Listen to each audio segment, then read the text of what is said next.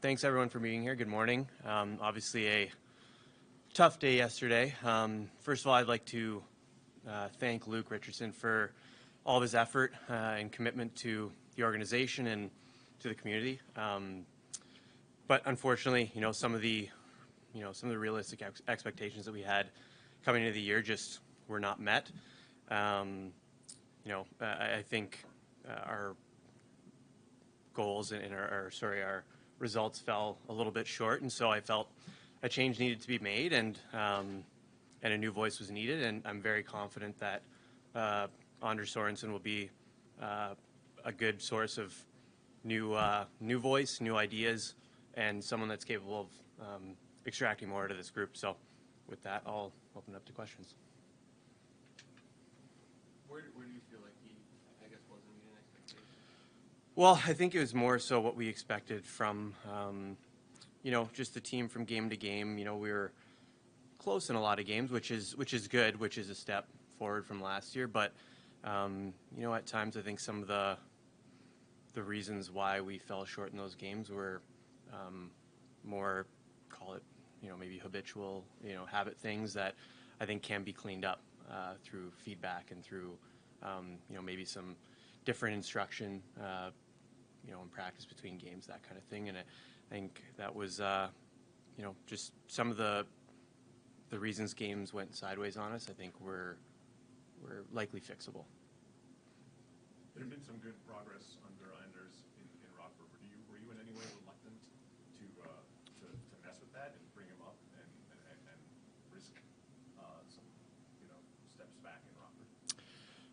I think there's no perfect solution when you're looking at it, and I think the work he's done for us in Rockford is impressive and notable. And in one sense, yeah, you don't want to mess with a good thing, but at the same time, just what we've seen from him and his ability to either communicate or his in-game adjustments and use of his bench and how he it implements a message is something that I think could work here. And so from that standpoint, you wanted to bring that influence into our group up in the NHL. But at the same time, he's done such a nice job with our young players, and they're so important to what we're doing here that you don't really want to alter that too much. Having said that, the way I see Rockford and our development group is that we've got a great infrastructure in place. I think Mark Eaton stepping in is someone that's been around that group a ton. He knows all the players. The players all know him. He and Anders have worked hand in hand for a number of years now, and so I think that's a natural, seamless transition that should continue the really good work that's going on there. Is this an audition for him, or are you looking for somebody else to take that role? I think we're always auditioning, no matter what role we're in, and so of course, it's a great opportunity for him to show what he's got. We've seen it in the American League, and it's a bigger stage now for him to show, and so of course you're always trying to prove yourself, and I'm sure he's no different here. Having said that, our plan here is to see out the year and then run a thorough process after that. But it is an opportunity for him to show what he's got. So. Did Danny and Jamie have any say in this? And I mean, you're playing a very long game here, as you made very clear from the start. Do you sense that maybe they're getting frustrated? Are they losing any patience here? I don't want to speak for them, but no. It's full support from Danny, and he's there every step of the way, and we talk every single day. There's no secrets. I believe that transparent, honest communication between any boss and employees is critical. But certainly with what we're doing in the long game that we've started a couple of years ago, and that we continue to look at and executing our plan. So it's something that we're always in touch on. But he's again, I don't want to speak for him, but from my point of view, he's extremely supportive, extremely understanding of the rationale that we've got and what we're experiencing and why we in the end made a change. how challenging was this decision where the competitiveness has improved since last season, but the results just haven't been there? Yeah, it is frustrating, and I think you have to be realistic with what you're expecting and what you can demand out of a group. But having said that, I don't believe this is a last place group, and so that's where we find ourselves. And do I believe we deserve better in some games that we didn't get a point or 2 points out of this year? Yes, but dissect that. Why didn't we get those points? And I feel like there were things that could be cleaned up, and maybe some things kept popping up here and there that, again, probably should have been improved upon. And we find ourselves where we are, and unfortunately, that's in last place in the NHL. And so you have to come to terms with the reality of that and kind of push forward. But you know what? You are competitive, and when you come to the rink, you want to win. And a lot of nights after the games this year, they've been sleepless ones, right? You're really frustrated, and you know that the group probably deserves more. But having said that, you have to earn that, and you have to work at that, and it's really hard work. And this is a great league with great players, great coaches, and everyone's trying to do the same thing and win. And so it's something that you have to continually evolve and get better at. And so hopefully we can use this change as a boost of enthusiasm and get some excitement going, and hopefully the guys respond.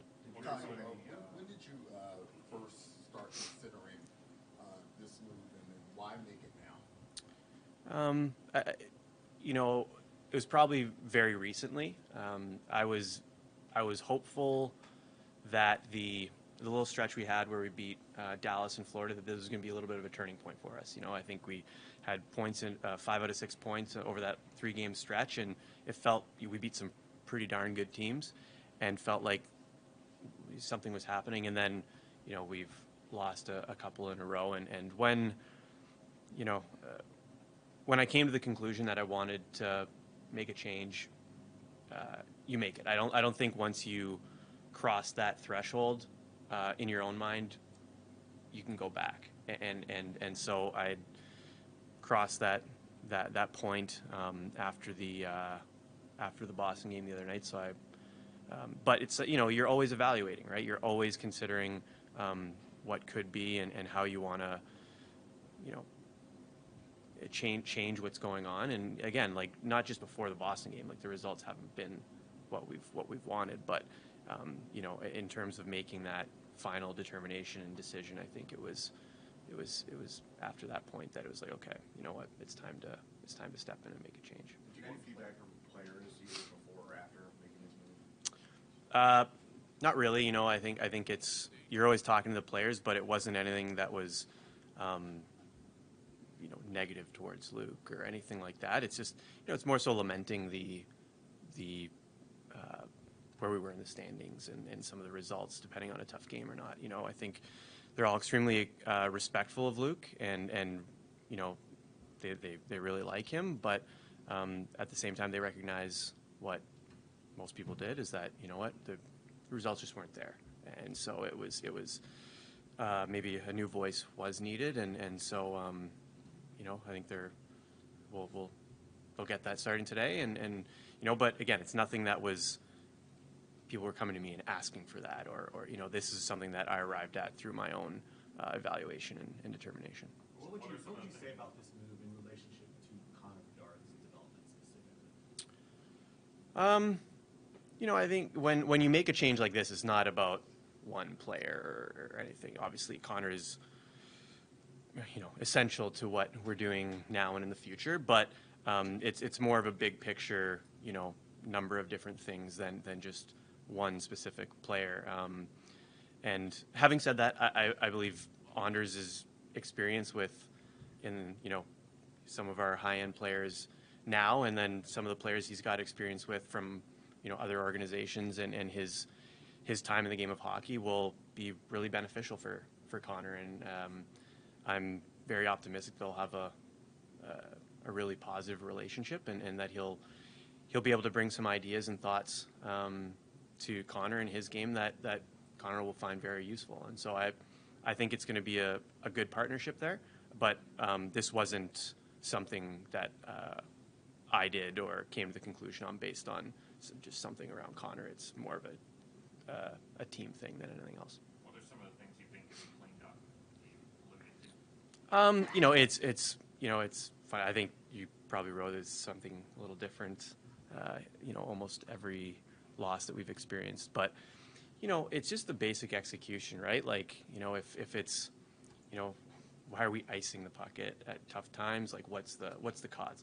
Let's peel that back. What's that? Turnovers in bad spots in the ice. Let's peel that back and understand why and how do we fix that. Execution on passes. Special teams have generally been all right, but can we think through some things like that a bit better? And so there's all these little things, and like I named a few, but it's so hard just to be like, we lost because we iced the puck too much. That's not realistic. That's not true. It's just over the course of games, things add up, right? And when you execute at a higher level, you give yourself a better chance to not only possess the puck, to create offensive chances, and then to win the game. And so defensively, I think we've been pretty solid. I think we've cleaned up a lot of the mistakes that we saw last year. Pretty decent on the other end, but in transitioning the puck and possessing the puck a bit more and creating offenses, that's been tough. And so, but there's always things to improve upon. I think we just like to see a higher execution game and a cleaner game. We're obviously understandably talking about development and whatnot, but this is a pretty veteran team, and a lot of the guys you brought in are not really performing, like Tyler Bertuzzi, Tavo Teravainen, and TJ Brody. Have you been underwhelmed, for lack of a better word, about how some of these guys have performed early on? I don't think I've been underwhelmed by players. I think it's just I think our team as a whole has not quite been what realistically what we expected us to be at this point. I think we expect to be a bit further ahead than we are. Having said that, I think if you asked almost every player to a person in that room, they'll say they need to be better. And so, I don't think that's a secret that, we'd like to see some more execution from the players. I think that's across the board, though, right? This is a team game. You're not where you are in the standings because of 1, 2, or 3 players. It's a team concept, and you've got to execute within that team concept. And I think the players know that. They have to step up and they have to be cleaner in their games, and so I don't think that's anything that's a secret to anyone in that room. With Anders up here and how well Frank Hayes are playing in Rockford, is there any consideration to having Frank come up and maybe bolster the offense? I think with any player, Frank specifically, or as a group of these players, you just want to do what's best for their development. Frank's played very well. He's been a real bright spot for us, and his performance has been really exciting. So I think I think I'd like to just let the group kind of settle here a little bit. It's a big shift, big change. Let's get a couple of games under our belt. Rockford's got a couple games this weekend, and I think the middle of next week. But we're always evaluating, we're always watching. But as it pertains to Frank, I don't think he's done anything to hurt his case. But what that means for recall, I think we've just got to kind of take that day by day and see where it goes. Derek King, your interim before, was there any consideration?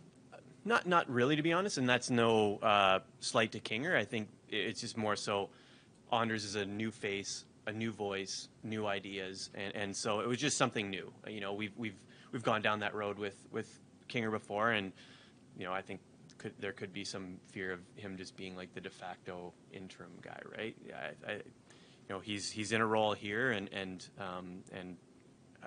Anders coming in, I think that gives a little bit more of a boost to the group, from my perspective and in our situation. Will Anders definitely keep the staff together, or is it possible there might be some changes there? The expectation is that everyone will stay together, but what could change, and we leave this to Anders and his own determination of what's needed, is how the responsibilities may shift and who he wants to work on also what he wants to work on himself. So that's something that he'll determine as he feels out the group and what's needed from the coaching staff to the players. And so we'll give him the autonomy to determine where he, divvies up the responsibilities in the coaching room. When you look back on the rebuild, you put Luke in such a difficult position the first couple of years, and where I guess assessing how he did in getting through those first seasons and knowing the team's not going to be successful, how would you? Yeah, I think those first couple of years, they were tough because, where we were in our process, there was a lot of tearing down and a lot of change going out and talent going out, which is difficult for the players in the room, the coaches in the room. And I thought one of his strengths was keeping morale up and keeping things positive when it would have been very easy for them to go another direction. And he was very good at that. And so that was definitely one of his strengths is making sure that the rink was a fun place to come to, an enjoyable place to be, even when the results weren't there. Because again, as I said earlier, you come to the rink and you play this game to win, and the wins just weren't there, and so it'd be easy for that to go negative. Which, to his credit, he never let it get there. Moving into this season, I think the expectation realistically was a little more than it had been in the years previous, and with the results not changing, I think that's where it didn't work as much this year as it had in the previous two. Being a last place team, I mean, you admitted there's many factors that go into that. Mm-hmm. Do you have any regrets about not bringing in more talent or different talent or doing something differently to set the team up for success? You're always evaluating and assessing what you could have done better. I don't know if we're at that point right now where, we've got enough information. It's just, I think we have taken some nice steps, but we're in last place. And so you have to recognize that. And with a little better execution and I think ability to manage some of the games and some of the personnel in games, I think, could we be a bit ahead? I think so, but we are where we are, and so we'll give Anders some run, and then we'll kind of see where we're at the end of the year, take stock, and what needs to happen there. So. I think it was Mark pointed out yesterday, the last 4 coaches here have been first-time coaches. As you look at this process, especially what you talk about, like managing games, like how much value do you think you place on experience when you go out and look for the next coach, of the team? Yeah, we'll see. I'm not too sure where that'll shake out. It's very possible we will value it, but we just haven't gotten into that process of really establishing the framework of exactly what we're looking for. I think we want to see how the season goes, maybe what our personnel will look like moving forward, and determine what works best with that. Experience isn't a bad thing, but I'm not sure where it'll fall. It's something it's always under consideration, and especially at the NHL level, it's not nothing, that's for sure. And so I think we'll get into that process as we progress through the year and determine what we're looking for. But there's a lot of fit from a philosophical standpoint, from communication, some of those tools and those traits that coaches possess that will be very high on our list as well. And so we'll bake that mix when the time is right and figure out what it is we're specifically looking for. Do you know what the timeline is going to be for that process? Like last time, you had a committee, and it seemed like you had a certain window for conducting that search. Do you know when that's going to begin in earnest, and are you going to do a committee again, or are you going to do things differently? Did we do a committee last time? I don't even. It was the higher end. Oh, well, yeah, I'm sorry. Sorry. My bad. No, that worked out for me. So we'll do a committee. Sorry. Yeah, no, I think it's gonna be something we're always talking about, but in terms of kicking off and like actually starting something, and kicking it off to talk to people and all that. It's just, you know, we're always going to discuss, but actually speaking to candidates, and I think it's just always easier once the season's over. You can ask permissions if you need to. Seasons are finished. It's more difficult to run a bigger process in season just because of the options are a little more limited, and inevitably all the people that you'd really like to talk to, in most cases, are not unemployed and not available to be spoken to. And so, I think with a hire that's this important, we want to make sure all of our options are available to us. We want to make sure all of our boxes are checked, and that's just more easily done once teams are finished their season. So just to be clear, Anders does get the rest of the season. That's the plan. Yeah. Do you, will you take more of a role, or the front office take more of a role with Anders here compared to when Luke was here, given that, his first time coming up in the middle season? Will you guys be more active, or do you anticipate giving him the similar amount of autonomy that Luke had? Yeah, no, I believe the coach should have the autonomy to run the room and run the team as he sees fit. Otherwise, I believe you get some cracks in that, and maybe the authenticity of the message is lost if I'm going down there saying you should do this, you should do that. Of course, you're always discussing. It's a partnership. You're always communicating and bouncing ideas around. We all want the same thing, and we want positive progress. And so you provide your input into that. And but in the end, any strategy, any lineup, any changes, anything like that, that's the coach's job. That's the coach's responsibility, and that's going to remain consistent. But we're not going to be around. Our group was always around with Luke, and we'll always be around with Anders, sharing what we need and collaborating. But it won't be, I don't think, any more or less. Maybe at the start to help him transition, into some familiarity with what did happen. He watches a lot of our games naturally, but not to the extent that we have. So I think, just that sharing of ideas and thoughts of what has happened is maybe where we will be a little more present. But in terms of the day-to-day, his hands on the players, his hands on the team, and hands on all that strategy that will go into practice or the games, that's on him. Kyle, Luke was your first non-interim Yep. hire. He said that you guys used to talk every day or every other day. Like, for you personally, like, how tough was this decision? Did you have to wrestle with it, knowing whatever bond you guys have? It's really hard. You have to separate the personal. It is a business, and it's a business decision. So when you come to a conclusion, you have to be swift and decisive and act on it. Having said that, I think everyone in this room that's had interaction to some extent with Luke knows what a special person he is.